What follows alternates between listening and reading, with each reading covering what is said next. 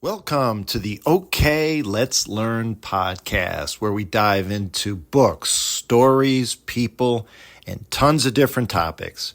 My name is Kevin O'Keefe, and today, let's learn about the lawnmower. Yes, this machine that cuts grass. We'll dive into everything from the beginning, where it started, why we needed to cut lawns, what were grasses, everything from A to Z. And I'm sure whether you're 8 or 88, there's so many different places that you didn't even think were fascinating and that you needed to know or you wanted to know. So here we go, the lawnmower. It all started in the summer of 1829, northwest of London in the Shroud Valley, Gloucestershire. A fellow by the name of Edward Beard Bunning. He was a mechanic. He worked for a cloth factory. And he was noticing some friends that were bothered by the specific cloth that they had been making, and it wasn't being cut nice and smooth. These were textiles that were velvet, suede, fur, wool. Well, Edward was just working, fixing the machines, coming back and forth every day to work. And then one day in that summer, he realized and he saw this machine that was now being used to cut the cloth so it was nice and smooth. It was that one day, one light bulb went off. He said, OMG, I can do something else with this little machine. And that was to cut grass.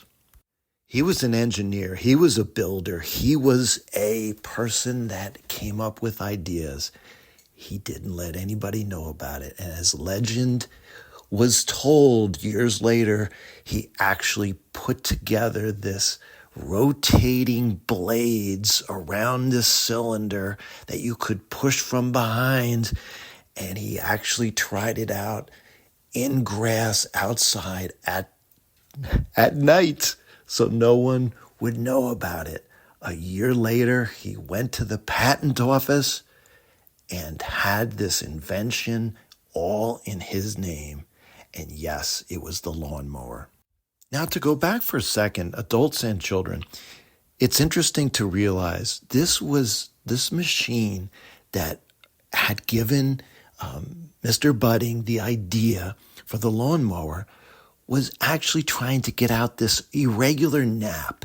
Nap is the surface of cloth, wool. You know how you will take your hand and move the direction of your hand on a piece of cloth and it's nice and smooth, but if you then go back in the opposite direction, it will feel rough and raised. Well, that roughness in the cloth is nap. And this is what this early machine was trying to get rid of. So it was nice and smooth. So sure, why can't you use that idea to make a smooth type of cut for grass? So yes, we need to go backwards just a little bit. You can't talk about the lawnmower without lawns, and you can't talk about lawns without grass. Grass, at its purest form, we may think of it as our lawn, but it's not. It's a flowering plant that basically includes more than 10,000 species. But we know grass basically for the longest time in human history. It's basically what we eat. Wheat, rice, barley, rye, corn, even sugarcane. 50% of all of the calories that we eat in the United States comes from this type of grass. And yes, 40% of the land that's covered here in the United States is covered by grass. So it's not just lawns. But ultimately, at some point in time, we realize that we're not just going to be eating these flowering plants, but we could actually have them be something that really looks nice. There's evidence of lawns being used going back to the Romans, the Greeks, the Egyptians. And then during medieval times, you're talking about low-lying grasses. When were they used? Why were they used? In front of castles. Castles typically out in rural areas, forests, and they needed to be protected. They needed to see their enemies. So right around these castles were low-lying grasses, which you could consider lawns. The popularity of the lawn, however, didn't reach heights until the late 1600s with Louis XIV of France. And he built his Palace of Versailles with all these lush gardens. And it took over 40 years to ultimately put these gardens and these lawns together. But this became the prototype and defining grass lawn that never turned back. So it was in this environment that you needed a tool to cut the grass. And the original tools were basically sickles and then scythes. The sickle is a small handle with basically a knife that you would manually on your knees go and cut the grass.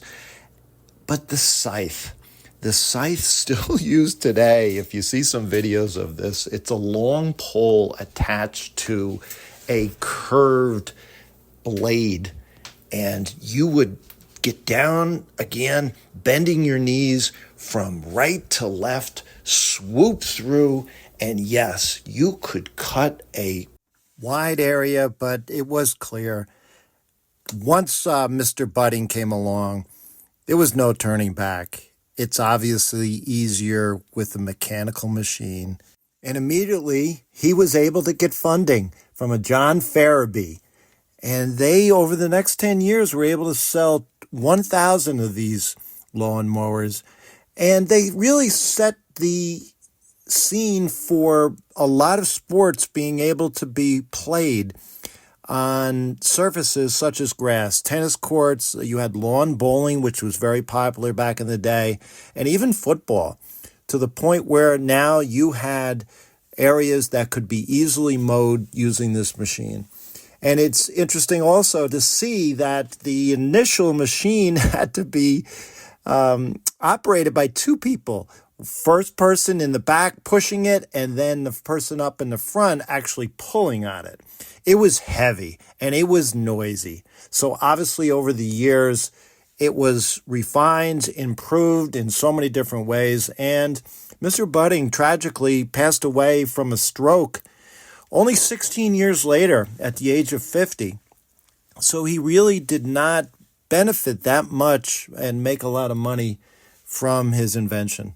Immediately, a company was licensed, Ramson's, was licensed to make these early lawnmowers, and the company is still making lawnmowers today. Although not necessarily that popular in the residential market. In the professional market, they're still out of UK, but you will see them listed with plenty of lawnmowers out on the golf courses and in commercial buildings. So after this real mower, you can call it a manual push mower, which, by the way, are still around. And yes, right from the 50s through the 80s, my neighbor next door had this push mower with the blades, and talk about getting exercise. It was a smaller yard, but never used a gas-powered mower. And still remember it to this day. So in succession, after the push mower, the manual one, you had horses pulling the lawnmowers. That's in about 1840, and it was funny because their hoofs would make marks and indentations in the lawn, so they actually had to put leather shoes on them. Well, after that, in the late 1800s, then you have steam. Steam became the rage with obviously the steam ships, and yes, now you had lawnmowers powered by steam. They were big, they were bulky, they were time-consuming just to get them started. Then, 1896. Yes, we're still around today, the gas-powered mower, gasoline-powered mower. The internal combustion engine now is in the lawnmower, invented by William Stevenson Peach. And talk about I still got one today. Pull the cord and up it fires. And as you know, today we have electric lawnmowers, battery-powered lawnmowers, not the electric type where you actually, what you'll still see occasionally in the small lawns in the suburbs. You'll see the cord following behind, but no, not those type of electric mowers. The battery-powered electric mowers where you charge a little tiny battery.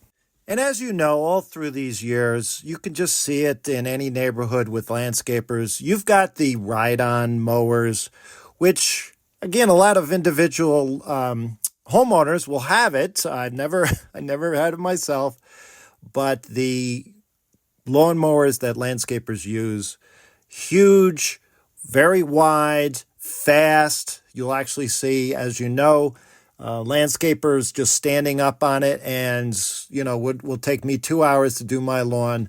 They'll have it done in 20 minutes. And finally, what's the rage? What's the future? Of course, you've got robot lawnmowers. You've got drone type of setups. Run through GPSs, satellites, where you'll actually have them go out at night and see the length of the blade of the grass. And if it's too low, they won't go out and mow the lawn. If it's just the right height, the lawn will be mowed at night without any type of human contact. Just so amazing. And today, just like when you're trying to buy a car, what are you going to do? The gas-powered lawnmower or the battery-powered lawnmower? Well, you've got a bunch of different options, but in terms of maintenance, all you need to do is buy a new battery, and the batteries will last for a long time. They are a lot quieter, clearly. And the only issue is maybe on that battery, you may not be able to get far without recharging it. My neighbor, talking to him the other day, he said he only gets about a half an hour, but then I talked to my other neighbor and he said, no, what are you talking about? I get at least an hour and a half out of my battery. Clearly, the gasoline-powered lawnmowers, you've got a lot of maintenance. I mean, if you want to have it last a long time, you've got the spark plug, you've got the oil filter, you've got changing the oil. A lot more than just putting a battery in.